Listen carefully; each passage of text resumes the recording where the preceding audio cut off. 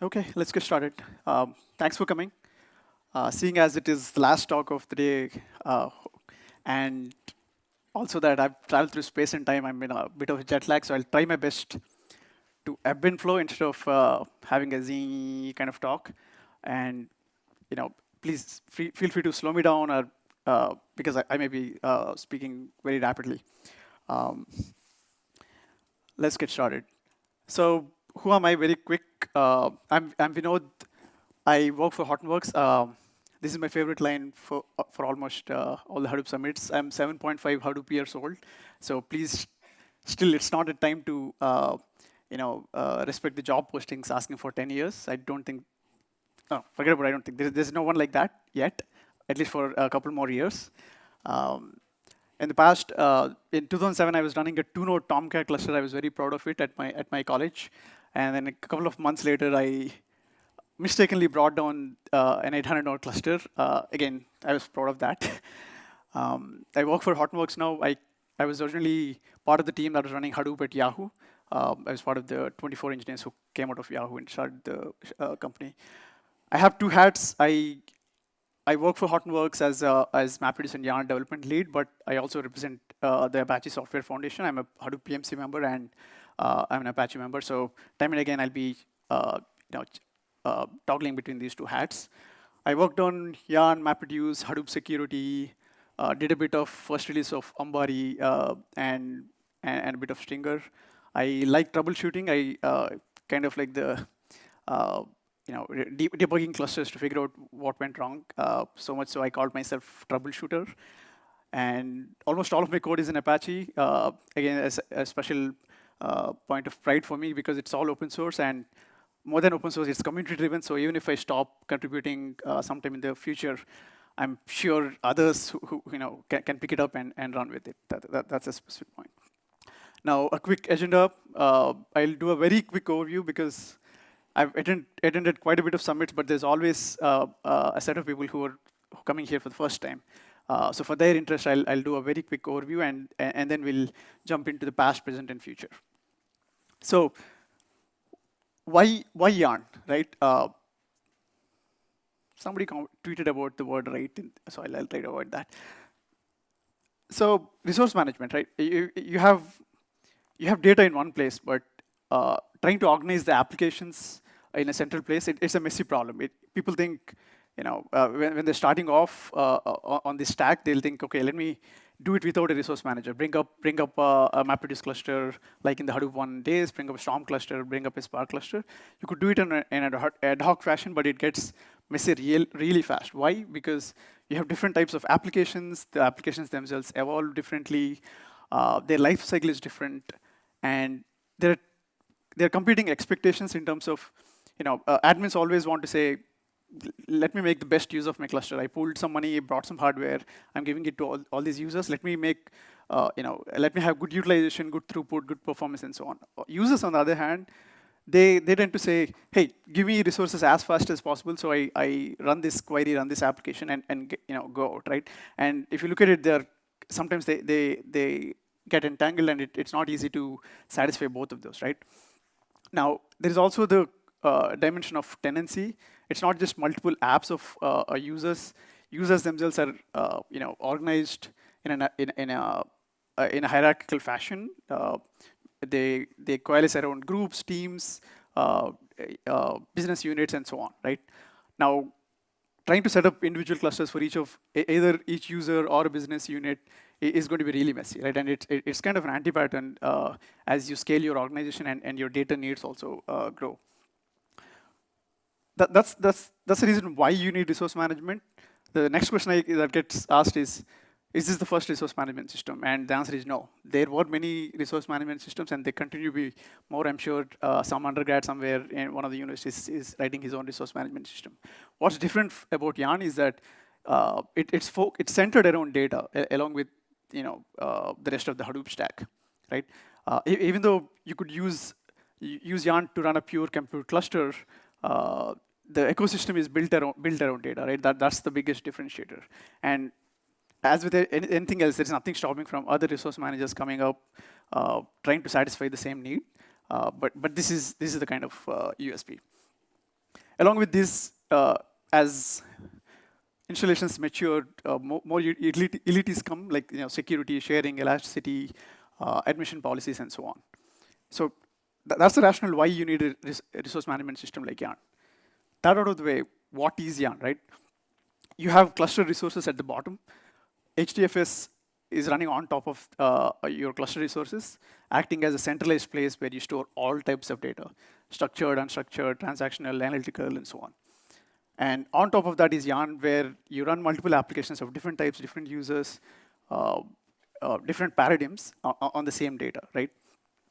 And applications themselves can be organized as in terms of users, queues, real-life organizational structures, pipelines, and so on, right?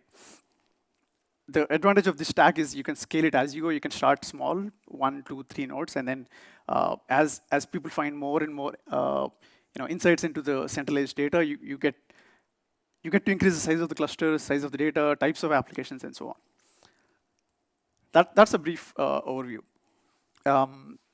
In terms of the past, Apache Hadoop existed long before YARN. We had Hadoop 1 where we were running MapReduce. So YARN, the first line of code we wrote in around June, July 2010. We open sourced it into Apache Hadoop itself in 2011. We made the first alpha in 2012 May, and the first beta in 2013 August. So the difference is, all these alphas and betas are more like, Gmail. It was already running in production in Yahoo at scale, but it is only running MapReduce because that was the first use case.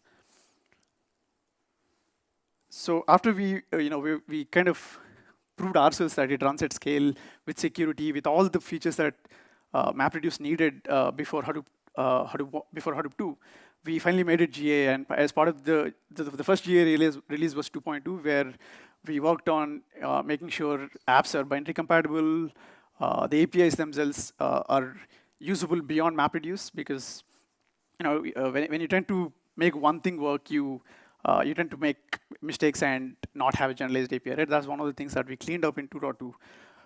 Along with that, we had support for running Hadoop and similarly YARN on Windows, and a lot of integration testing with all the ecosystem projects, Big Hive, etc., that existed at that time. 2.3 was the first post-GA release. It had a lot of bug fixes and enhancements and a bunch of alpha features. I'll be quickly talking through the features here. I have a list here, but later in the deck, I'll dig deeper into what individual features are. 2.4 we did last year. Resource manager failover, preemption, and timeline service. These were the features in 2.4. 2.5 was a follow-up of 2.4 with a lot of bug fixes, enhancements, and things like REST APIs. So again, I'll talk about REST APIs. So that was the past. I put 2.6, which got released in November 2014 present, because that's the last major release that we did in this space. That had support for rolling upgrades, long-running services, node labels, and a bunch of alpha features. I'll be talking about them. So that's kind of the bigger timeline. I'll be zooming into individual features now. Rolling upgrades at a click of a button. So strictly in terms of YARN, the requirements for supporting rolling upgrades were, I didn't talk about the architecture here. I wish I had. Were so that the master, the resource manager, saves its state and recovers from there. Similarly, slaves and so on. For the resource manager, the requirement was, in a very busy cluster on a reasonable size, a lot of events are happening. Applications come in, applications go, containers start running, finishing, and so on. So it's a lot of events. So unlike HDFS, we didn't take the route of recording everything and recovering from there. And instead, what we said was, we'll save the meta information of the applications, who submitted, when they got submitted, and so on. And from the cluster, when the node managers are running, we recover the state from both the node managers and the applications. So it's kind of a distributed checkpoint. There's no central store where we record everything that's needed for recovery, right? That's what RM restart was about. Similarly, on the node managers, individual node managers are the slaves running on each machine, running containers from applications belonging to different users, orgs, and so on. Even there, when you want to upgrade a node manager, you want to kill it and bring it back. And during that time, when the node manager is down, you do not want to lose any work, right? That's the whole point of rolling upgrades. You want to upgrade to the next version of the software without losing any work, whether it be applications or individual units of the application, right? So on the node manager, we have enough state stored locally to be able to go down, come back up, and reattach to the old containers. So if you are running, say, a long-running application like Storm, it'll continue to run while the platform upgrades to the next version. Along with that, we also implemented failover. This is strictly not a requirement because the kind of failover that we have is an active standby failover, assuming that there is a fast restart. So the resource manager goes down, comes back up, rereads all the centralized metadata that I talked about, and continues from there. So even if you don't have failover, you can still do rolling upgrades. But the advantage of failover is at least things like web services and the web US and so on that people are hitting right now, they go uninterrupted. So to summarize, rolling upgrades, the way it happens in a real cluster is we upgrade the masters first. Why do we do that? Because as software evolves, we can only guarantee so many things. It kind of gets really hard very fast. So what we always say is old slaves, old clients, they can talk to the new servers. And that is the rationale why we upgrade the masters first, then go to the slaves. And by the way, while YARN is upgrading, the applications themselves can stick to the old version. So imagine two different versions of the stack, 2.2 and 2.10, right? YARN slowly moves to 2.10 with I think, yeah, I have a picture here. Assuming that there are two versions, 2.2 and 2.10, the resource managers go first, go to the latest version, and while this upgrade happens, the node managers are fine, the apps are fine. They're all running on the older version, right? And because we provide compatibility guarantees from old version to the old slave or old client to the new server, that's fine. Once we're done here, we move to the nodes. And even here, we don't restart all the nodes at the same time. We do them one at a time or some batch at a time, right? While that happens, you may be in a snapshot like this where some node managers have gone to the new version, some haven't gone yet. They're on the old version. While all of this happens, the applications themselves, because think of MapReduce, think of Thais, Spark, and so on, they still run on the older version. Why did we do this? Because we wanted to decouple the evolution of the platform from the applications. In the Hadoop YARN world, and for those of you who have been around, anytime you had to make a change to the MapReduce algorithm itself, say a change in how speculative execution is implemented or how the DAG execution is is implemented, you have to restart the entire cluster, causing downtime to applications, pipelines, everybody up above, right? This architecture decouples that. The cluster can keep on upgrading. If you have a bug fix in the resource manager, you could just go and upgrade this. Everything works as usual, right? Similarly, if you have bug fixes in node manager, you can do that. The administrator can choose to explicitly upgrade the MapReduce version at a time that he wants to do it, right? Similarly, you can imagine that I can run multiple versions of the app on the same cluster now because the packaging is duplicated and so on. So that's the quick summary of how YARN rolling upgrade works. Clearly, we are running in a cluster which are running many more services, HDFS, HBase, Zookeeper, and so on. So we have documented a way of upgrading them in a way as to not lose applications or data or metadata. So there is a rolling upgrade session by Sanjay tomorrow where he talks about all the gory details of how this is done and so on. But for those of you who don't care about the underlying implementation, Ambari 2.0 Ambari has support to do all of this with a single click. You go and say upgrade my stack to the next version. Come back a while later, it'll upgrade to the latest version. That's rolling upgrades. Services on YARN. Again, this is a deep topic, as I could see from the previous discussion. You could always run long-running services on YARN from the word get-go, except there are a bunch of gaps. Those gaps include how you handle logs, how you handle security, how you manage it, how you share and place it, and so on. I can take one example, maybe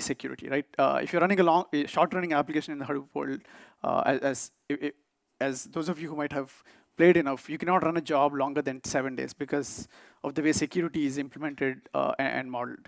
Tokens that get issued for an individual application, they only are valid for a day, but the system can renew them for a week, right? Beyond that, they get expired. So if you have a long-running service like HBase or Storm, which wants to talk to HDFS, and assuming that they're long-running, the tokens get expired, so after 7 days, your cluster is dead, right?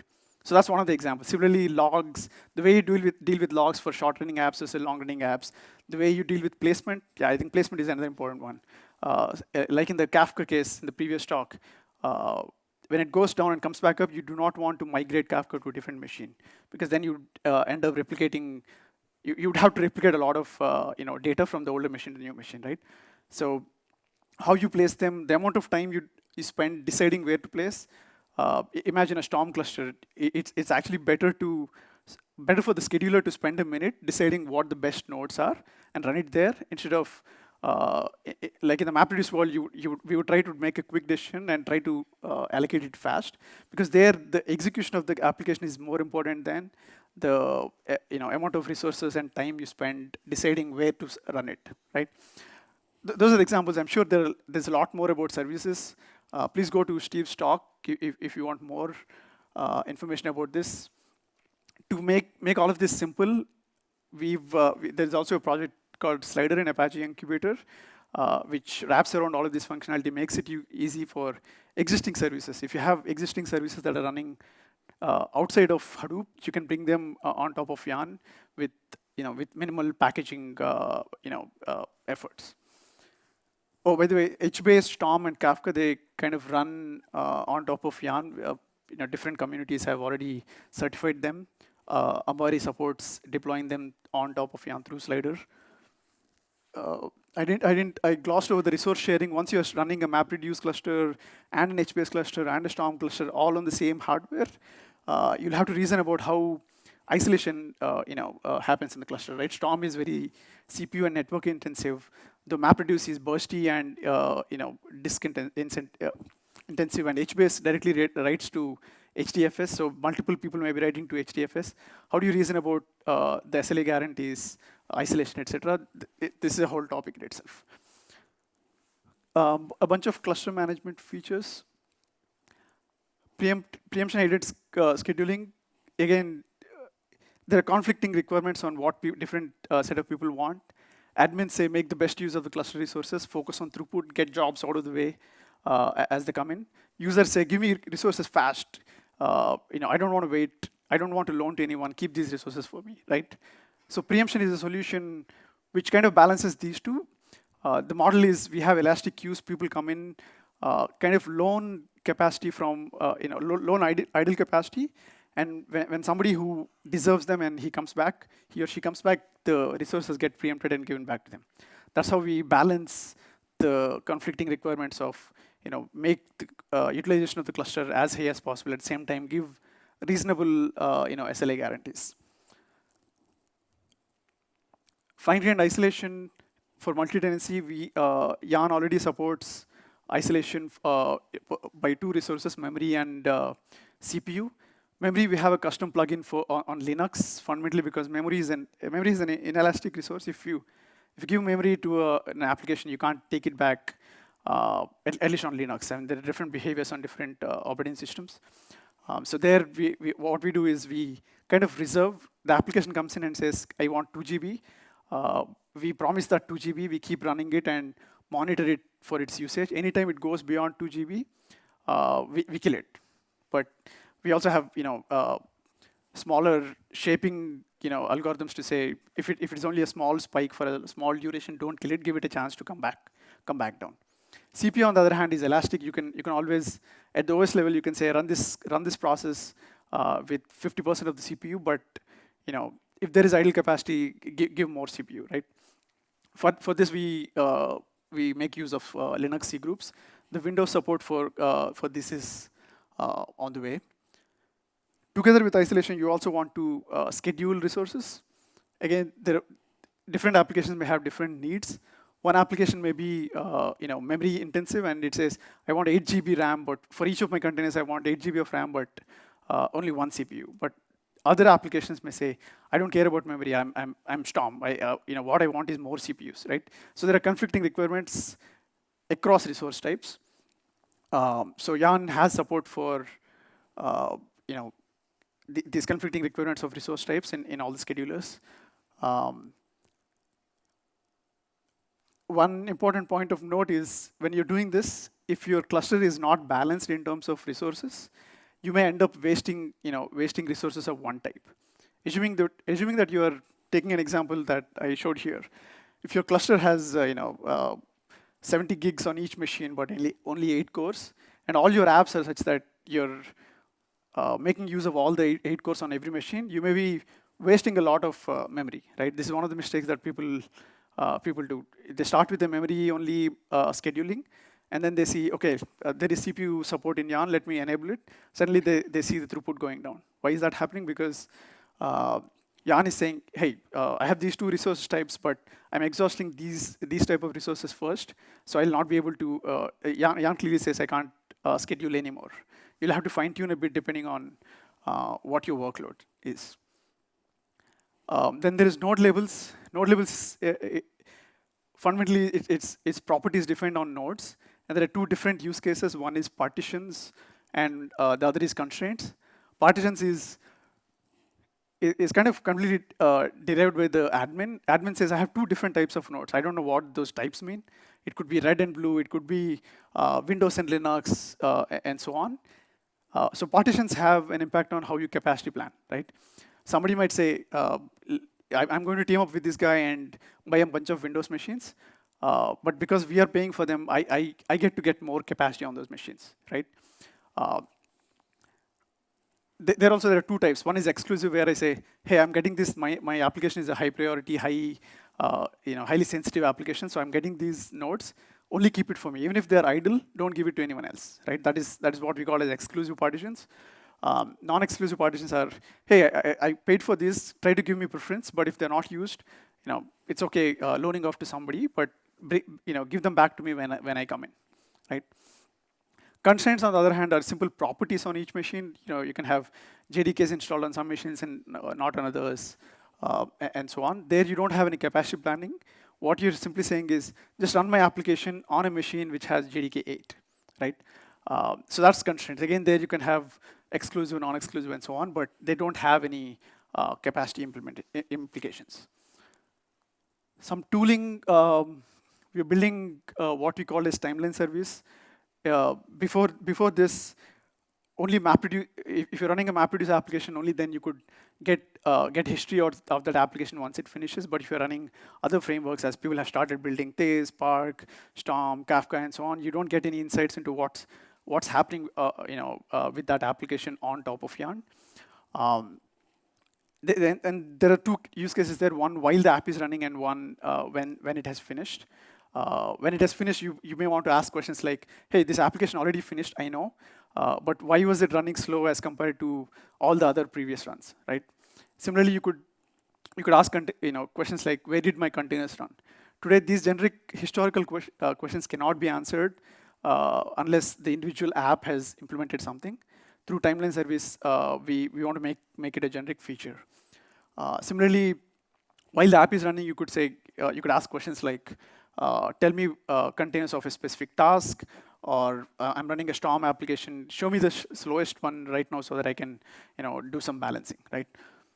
At present, what we have in timeline service is a relatively limited, limited scalability implementation based on LevelDB, but we have integrated this into MapReduce, Thais, and Hive to kind of understand how it gets used, up the stack.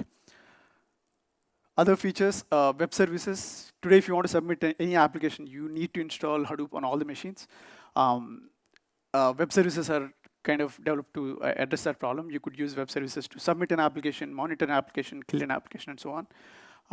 There is also some work we have done for multi-homing environments. If you're running Hadoop in EC2, you get private and public networks, and even on-premise, you may want to do this for fault tolerance, security, and so on. Before 2.6, YARN couldn't handle that. That we have addressed in 2.6. Future, is 2.7 and 2.8 releases. 2.7, it's being voted on right now. And one of the focuses is to move to latest JDKs as you go through JDK evolution. Rest of the future, I talked about timeline service next generation. I mentioned that it is limited in terms of scale. If you look at it, some of the largest clusters, analyzing Hadoop clusters in terms of jobs, clusters, and so on itself is a big data problem. So what this is something that we're working with our friends at Twitter. We want to store all the application metadata while it is running as well as when it finished in HBase, so that we can ask important questions like, hey, find me the user. This happens a lot of time. Find me the user who's hammering the file system right now. Because he's creating a lot of very small files and affecting everyone else, right? That's something that you could not answer before, and these are the kind of things that we want to do at scale in a large cluster with lots of applications coming and going. Usability, there's a bunch of generic information that is not present today. Things like, remember the reservations I said, right? My container wants 2 GB and 1 CPU. But once it starts, we never reported on what the actual usage is, right? That's something that we want to report. We want to report locality information irrespective of what application type you're running, and so on. With timeline service, we want to also answer very advanced questions like, how is my cluster getting utilized? Do I need to buy more hardware? How is my application running over time? I've run this application hundreds of times. Draw a chart of how the execution times are over time. This is one of the popular things I've seen in multiple sites. Individual users come and say, hey, my application is running slow. And they tell the admin, this is always running in 2 minutes. Now it's running for 10 minutes. Today, the admin doesn't have data to back it up. Back the claim that it is actually running slow. And almost all the cases that I've been involved in, it was that the application never ran in 10 minutes. It's just that something changed in what the user perceived. So those are kind of answers that we can ask, we can answer with timeline service. In addition to that, exposing this information to the end user, we also want to make intelligent scheduling decisions, so that depending on how applications use their resources over time, we do smarter bin packing. Containerized applications, this is something that our friends at Aldiscale are working on. Their focus is on bringing applications on top of Docker, on top of Yarn, multiple use cases. Couple of them are, I have an existing service that I'm running outside. I want to bring it on top of Yarn through Slider, but I don't want to. I already have built Docker images for a Storm cluster, right? That's one use case where you just take Slider and pass it a bunch of Docker images of your service, and you can run it on top of Yarn. Similarly, there's a different use case of running MapReduce applications in Docker containers, primarily as a isolation mechanism, right? Because Linux containers and Docker already have a clear API on how to isolate in terms of disk, network, and so on. Scheduling itself it's a pretty rich field. There are a bunch of, I wanted to highlight a couple of features. Supporting priorities. It's 2015, and it's surprising we still can't support priorities across applications. Policy-driven scheduling. In many sites, what we have seen is admins say, hey, I want app-level fairness in QA, but user-level fairness in QB, but throughput-oriented scheduling in QC. That's something you cannot do today. Today, there are two existing schedulers. You either swap this or that. Or if you want to write a new scheduling algorithm, you have to implement all of it, right? So we are moving to a place where you could control it at an individual queue level. So different queues can respect different policies. Node anti-affinity, this is more like I have an application. For whatever reason, I can't run multiple copies on the same machine. So run only one copy on each of the machines. Gang scheduling is run all of them at once, or don't run them. Just wait till you get all the nodes that I need. Dynamic scheduling based on actual utilization, I briefly covered this. App reservations, people have use cases like, hey, I know every day at 6 o'clock in the morning, I run a job which takes X% of the cluster. But today you cannot control that, right? Somebody else may steal all those resources at 5:59, and they may not relinquish them back for a couple of hours. So reservations are a way to say, keep these resources reserved for me at 6 a.m. because I'm going to come and use them, right? Time-based policies are, this is how my org is structured, but it's a dynamically changing thing. in the morning, people from marketing wake up and run some analysis, but all the financial applications run at the night. So try to balance them over time is something that you cannot do today. Admins have to manually go and reconfigure queues and so on. There's a lot more. I'll have to put in it there. More resource types. Like I said, we have support for memory and CPU. There are two dimensions on how you isolate and how you schedule. Disk and network are the resources that are being worked on right now. On disk, we want to guarantee things like reserve some capacity or IOPS. Network is one of the most challenging resource types we have encountered. Right now, we're focusing on incoming bandwidth. Excuse me, outgoing bandwidth. Okay, I think that's the last slide. Okay, fine. That's it. How are we doing with time? We have time? Okay, open for questions. No questions, we can all go home. Can you raise the hand so I can see the person? Did I put anybody to sleep? Oh, you slept. No wonder. In the slide 26, you talk about fine-grained tuning. I think it's Go ahead. 26. You're talking about fine-grained tuning. It's about the fine-grained tuning, talking about the machines, or talk about the DAG? Let's see. This guy. This is fine-grained isolation. Sorry, yeah. It's isolation, right? Yeah.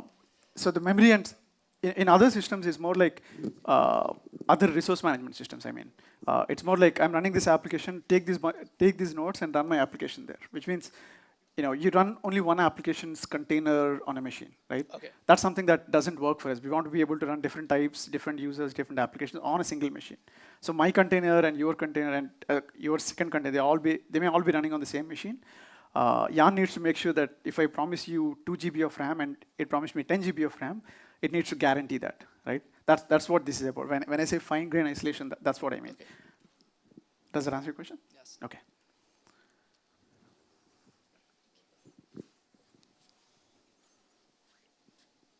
Okay, seems like we're good. You want to troll me? No? Okay. All right, thanks, guys.